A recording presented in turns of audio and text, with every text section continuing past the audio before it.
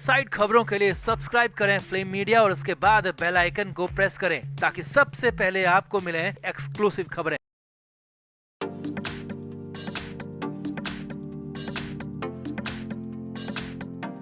सुशांत सिंह राजपूत के केस में अब तक सब कुछ अंधेरे में तीर चलाने जैसा हो रहा था। परिवार का स्टैंड तक क्लियर नहीं हो पाया। आखिर क्यों परिवार आगे नहीं आ रहा? परिवार की तरफ से 306 के तहत क्यों मुकदमा दर्ज करवाया गया?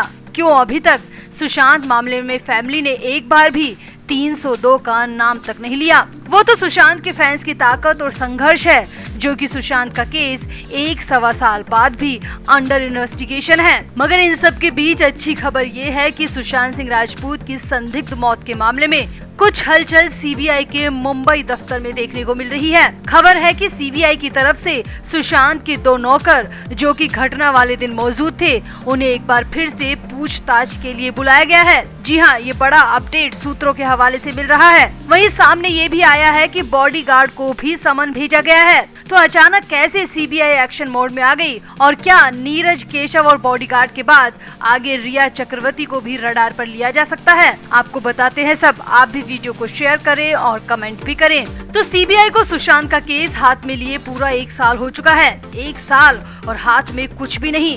वही रटा रटाया जवाब हर बार दिया जाता था कि इन्वेस्टिगेशन चल रही है, किसी भी एंगल को छोड़ा नहीं जा रहा, वगैरह वगैरह। पिछले 1 साल से सिर्फ यही सुनने और पढ़ने को मिल रहा है। मगर अब 1 साल बाद सुशांत के केस में न सिर्फ सीबीआई हरकत में दिख रही है, बल्कि एक के बाद एक लगातार समन भी जारी कर दिए गए हैं। जी हाँ, सूत्रों के हवाले से खबर मिल रही है कि सीबीआई दफ्तर मुंबई से 3 समन जारी किए गए हैं। रिपोर्ट्स के मुताबिक ये तीनों समन सुशांत केस से ही जुड़े हुए हैं और सामने आया है कि ये 3 समन नौकर नीरज, केशव और बॉडीगार्ड के नाम पर जारी किए गए हैं। खबरों की माने तो तीनों को समन डाक के जरिए भेजे गए हैं, जो कि सोमवार या मंगलवार तक तीनों को मिल जाएंगे, क्योंकि अभी 20 अगस्त से 22 अगस्त तक छुट्टी पड़ गई है। इसीलिए ये तीनों समन 23 या 24 अगस्त तक इन तीनों तक पहुंच जाएंगे और उसके बाद इन तीनों से पूछताछ की जाएगी। सामने आया कि इन तीनों समन में तीनों को यानी कि नीरज, केशव और बॉडीगार्ड को पूछताछ के लिए बुलाया गया है। वैसे आपको यहाँ बता दे कि सीबीआई नीरज और केशव से पहले भी पूछताछ कर चुकी है और अब दोबारा से दोनों को बुलाया गया है। वहीं बॉडीगार्ड को सीबीआई ने पहली बार पूछताछ के लिए तलब किया है। वैसे पहले की पूछताछ में नीरज और केशव के साथ ही सिद्धार्थ पिठानी के बयानों में भी अंतर मिला था। अब पिठानी तो पहले से ही एनसीबी की जेल में है, तो हो सकता है कि सीबीआई कोर्ट से ऑर्डर लेके सिद्धार्थ पिठानी से भी पूछताछ करना चाहे।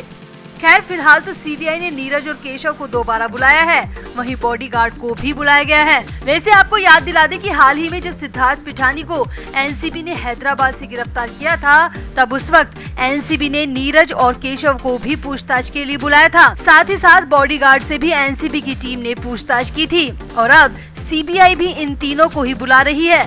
मतलब दोनों जांच एजेंसियां कुछ तो प्लान कर रही है। दोनों की इन्वेस्टिगेशन टीम को कहीं तो गड़बड़ नजर आ रही है। तभी तो एनसीबी के बाद सीबीआई भी नीरज, केशव और बॉडीगार्ड को तलब कर रही है। वैसे सूत्रों की माने तो हो सकता है कि इन तीनों से पूछताछ के बाद सीबीआई की टीम रिया चक्रवर्ती को भी पूछताछ के लिए बुला ले, क्योंकि रिया चक्रवर्ती को ना तो एनसीबी की तरफ से और ना ही सीबीआई की तरफ से क्लीन चिट मिली है। तो मतलब रिया अभी तक आरोपी ही है। रिया के आरोप खत्म नहीं हुए हैं। तो देखते जाइए, क्या पता सीबीआई और एनसीबी रिया को भी तलब कर ले। वैसे सीबीआई दफ्तर से आ रही ये खबर उम्मीद की किरण जगा रही है। आशा की जानी चाहिए कि सुशांत के केस में कुछ तो प्रगति हो, ताकि पता चल सके कि आखिर 14 जून 2020 के असली गुनहगार कौन है और उस दिन सुशांत के साथ असल में हुआ क्या था। तो आपको क्या लगता है, क्या सच में इस बार नीरज और केशव से सीबीआई वो सब उगलवा पाएगी जिसका इंतजार पिछले 1 साल से किया जा रहा है? तो आप भी अपनी राय कमेंट बॉक्स में जरूर दें और वीडियो को भी शेयर करें। तो सुशांत की मिस्टीरियस मौत की जांच सीबीआई को 19 अगस्त 2020 को मिली थी। सीबीआई कुछ दिन तो अलर्ट रही, एक्शन में दिखी, कई लोगों से पूछताछ की, मगर उसके बाद धीरे धीरे सीबीआई की कार्रवाई पर विराम चिन्ह लग गया। सीबीआई की तरफ से कोई अपडेट नहीं मिला। बस हमेशा यही कहा जाता रहा कि जांच जारी है, दोनों एंगल से इन्वेस्टिगेशन की जा रही है। मर्डर और सुसाइड दोनों ही थ्योरी पर केस आगे बढ़ रहा है। इससे ज्यादा सीबीआई की तरफ से कोई अपडेट कहीं से भी नहीं मिला।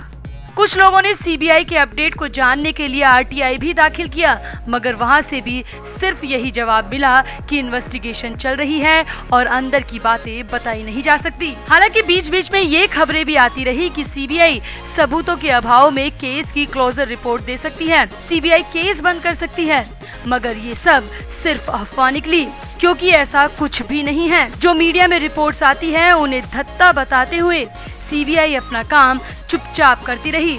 और अब जो धमाकेदार खबर आ रही है वो ये है कि सीबीआई एक बार फिर से 14 जून के क्राइम सीन को दोहराने जा रही है।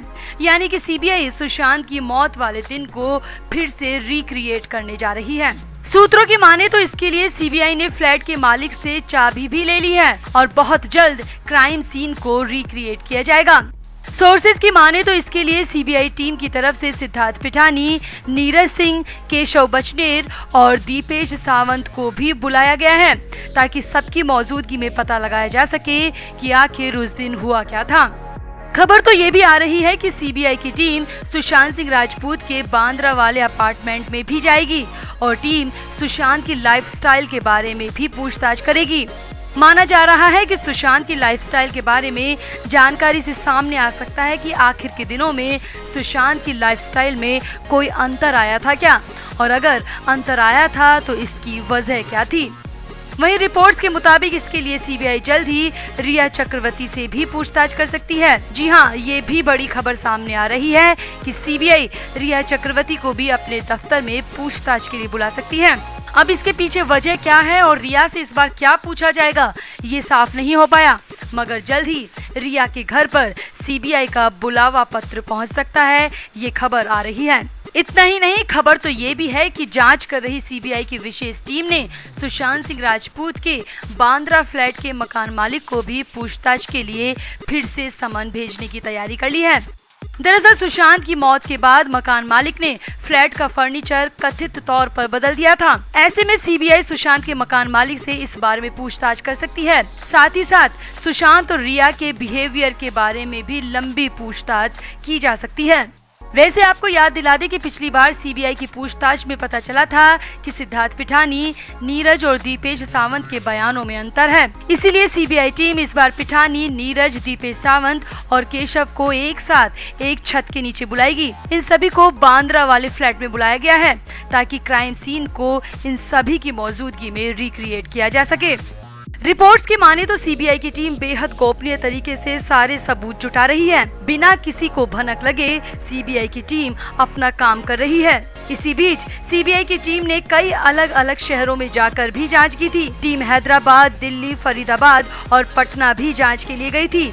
सुशांत केस में सीबीआई की टीम एक एक कड़ी को जोड़ने की कोशिश कर रही है और फिलहाल जो बड़ी खबर आ रही है वो यही है कि क्राइम सीन को रिक्रिएट किए जाने की पूरी तैयारी है। अब ये रिक्रिएशन किस दिन किया जाएगा और इन सभी आरोपियों को कब तक समन जारी किया जाएगा, इसे लेकर कोई कंफर्म खबर नहीं है, मगर जैसे ही हमारे हाथ किसी भी तरह का अपडेट लगता है तो हम आप तक जरूर पहुंचाएंगे। वैसे आप सीबीआई के सेक्शन पर क्या कहते हैं, आपकी राय क्या है, कमेंट करके जरूर बताएं और वीडियो को भी शेयर करें।